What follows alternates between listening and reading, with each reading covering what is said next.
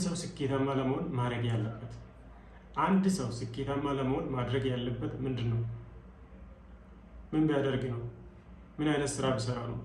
እንዴትስ ቢሰራ ነው? ከማን ጋር ቢሰራ ነው? ምን አይነት ትምህርት ቢማር ነው? ምን አይነት ስራ ቢሰራ ነው? የት ቢሰራ ነው? እንዴት ቢሰራ ነው የምለው ላይ ዛሬ ዲስከስ አደርጋለሁ። ምንድነው አንድ ሰው ስኬታማ ለመሆን ማድረግ ያለበት የሚሰራ ስራ ላይ ማስተካከል ያለበት ነገሮች ይኖራሉ። አንደኛ ማንም ሰው የትኛውንም ስራ ሲሰራ ተቀጥሮ ሊሆን ይችላል፣ የራሱ ሊሆን ይችላል። ቲንክ ማድረግ ማሰብ ያለበት ምንድነው? እንደ ባለቤቱ ነው ማሰብ ያለበት።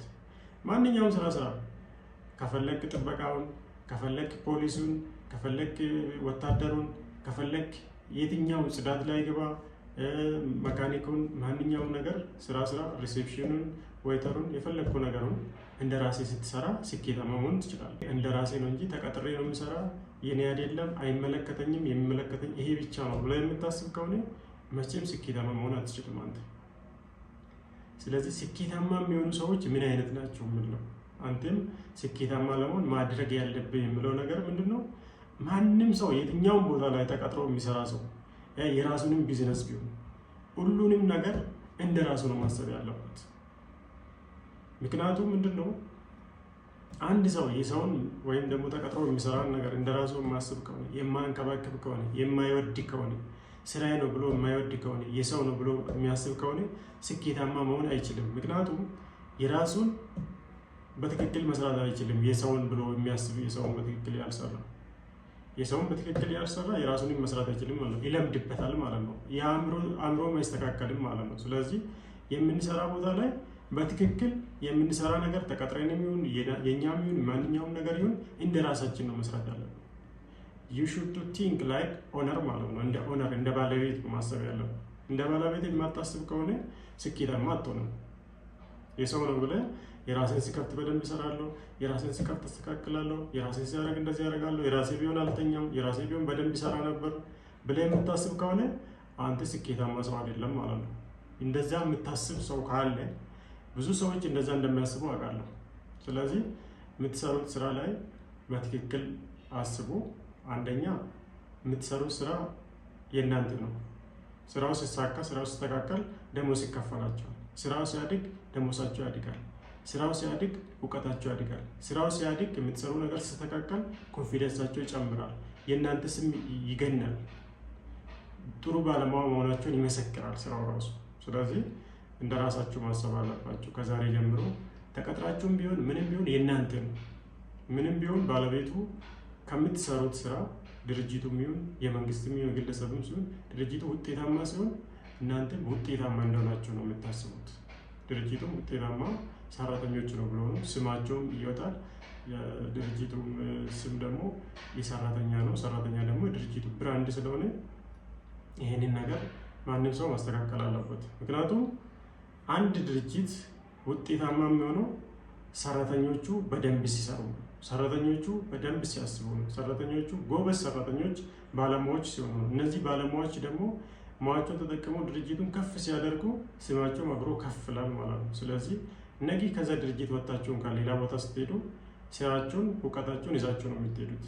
ስለዚህ እንደዛ ነው ማሰብ ያለባችሁ ማለት ነው። ብዙ ሰው ይሰራል፣ በጣም ይለፋል፣ ይደክማል፣ ይሸከማል፣ ምን ያደርጋል ግን ውጤታማ አይደለም። ምክንያቱም ምንድነው ፎከሳችን ስራ ላይ ብቻ አይደለም። ፎከሳችን መሆን ያለበት ምንድነው ቢዝነሳችን ላይ እንዴት ብንሰራ ነው፣ ከሰው ጋር እንዴት ግንኙነት ብናደርግ ነው፣ ምን ብናቀርብ ነው፣ በምን አይነት መልኩ ብንሰራ ነው፣ እንዴትስ ብንሰራ ነው፣ ስንሰራ ደግሞ ለሰው እንዴት አስተዋውቀን ነው፣ ለሰው እንዴት አቅርበን ነው፣ ሰውስ ምን አይነት ይፈልጋል ብሎ ፎከስ ማድረግ መቻል አለባችሁ።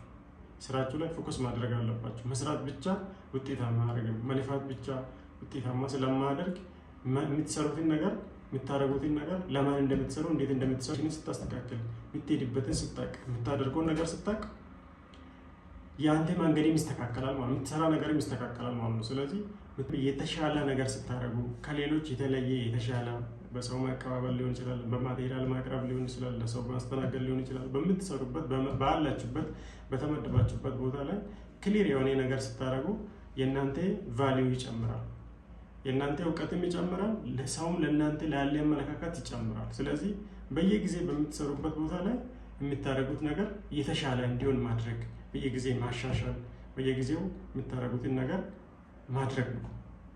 የተሻለ ለማድረግ ጥረት ማድረግ ነው። ያ ስታደርጉ እናንተ በጣም ተፈላጊ መሆን ትችላላችሁ ማለት ነው። በምትሰሩበት ድርጅት ላይ በምታደርጉት ቦታ ላይ ቫሊዋችሁ እንዲጨምር፣ ተፈላጊነታችሁ እንዲጨምር የተሻለ ነገር ማድረግ መቻል አለባችሁ። ያን ባደረጋችሁ ቁጥር የእናንተ ስራ ላይ ተፈላጊነታችሁ ይጨምራል። ሰው ይፈልጋችኋል። ከእናንተ ውጭ ያ ቦታ ላይ የሚሰራ ሰው ራሱ የለም ብሎ የምትሰሩበት ቦታ ላይ ድርጅቱ ማንኛውም ነገር ደሞዝም ሊጨምርላችሁ ይችላል። እድገት ልታገኙ ትችላላችሁ። ስፖንሰር ልታገኙ ትችላላችሁ።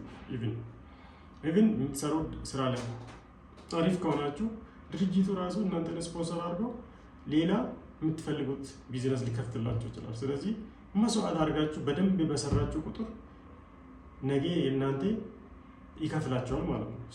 ስራው ራሱ ይከፍላቸዋል። ስለዚህ መጨመሪያ ያለባችሁ ምንድነው?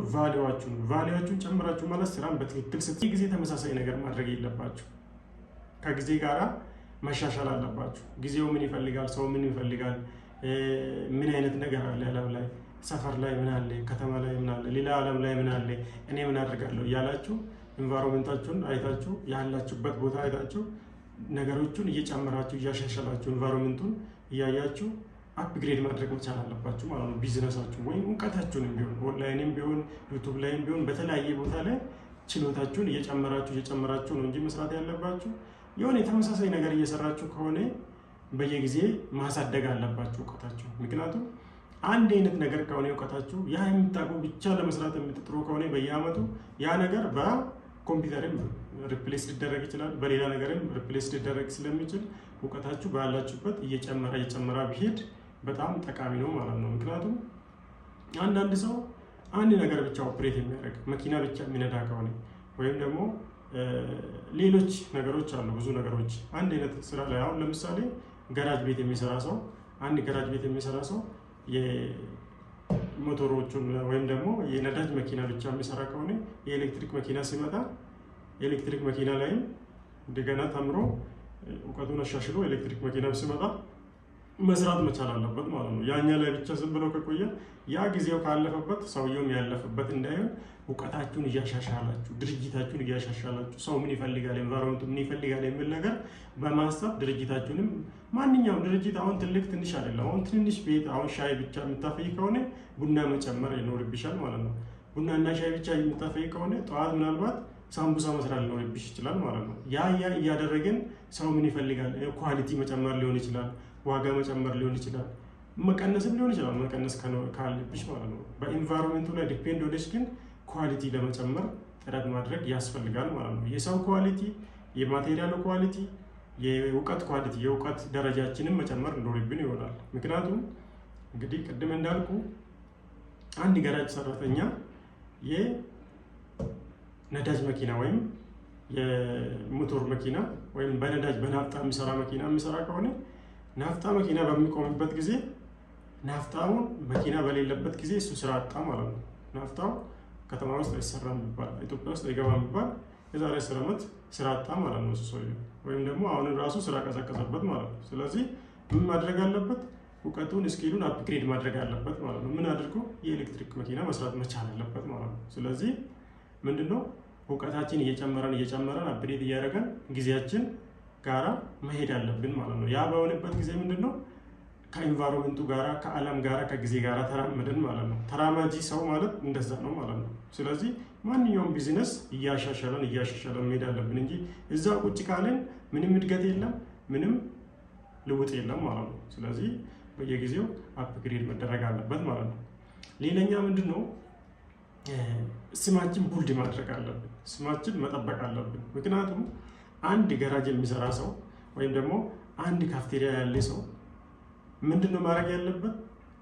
በየጊዜው እሱ የሰራው ነገር እሱ ያቀረበ ነገር ኳሊቲው እየጨመረ ነው እንጂ መሄድ ያለበት ኳሊቲ እየቀነሰ መሄድ የለበት። ምክንያቱም ስማችን ብራንዳችን በጠፋ ቁጥር ቢዝነሳችን ላይ ትልቅ ለውጥ ሊያመጣ ይችላል። ምክንያቱም ቢዝነሳችን የሚያድገው ወይም የሚሄደው ከምን ጋራ ነው? ከስም ጋራ ነው። ብራንዳችን ጥሩ ከሆነ እኛ ጋር ገዝቶ ወይም እኛ ጋር ተጠቅመው ወይም አሰርቶ የሄዳ ሰው ለሌላ ሰው የሚያስተላልፉ መልእክት ጥሩ ነው ወይም መጥፎ ነው የሚለው። ስለዚህ መደረግ አለበት። ምንድነው የሚጎለን? ሰው ምን ይላል? ኮሜንቱ ምንድነው? ከህብረተሰቡ እኛስ ምንድነው ማሻሻል ያለብን? ምንድነው የሌለን? እንዴት ነው ማስተካከል ያለብን? እያለን ስራን የምትሰራ ተቀጥረ የሚሆን ማንኛውም ቦታ ላይ እንደ ራሴ ከሰራ ወስኔ ከሰራ በአሪፉ ነው የሚሰራ፣ ጥሩ አድርጌ ነው የሚሰራ። የምችልን በሙሉ የምትሰራ ከሆነ የማትችለውን ነገር ደግሞ እያነበብክ እንዴት እንደምትሰራ የምትማር ከሆነ ያ ማድረግ የምትሞክር ከሆነ አንተ በቃ ጤነኛ ሰው ነው፣ ያልፍላል፣ ታድጋለህ ማለት ነው። በቃ ሌላ ምንም ታሪክ የለም።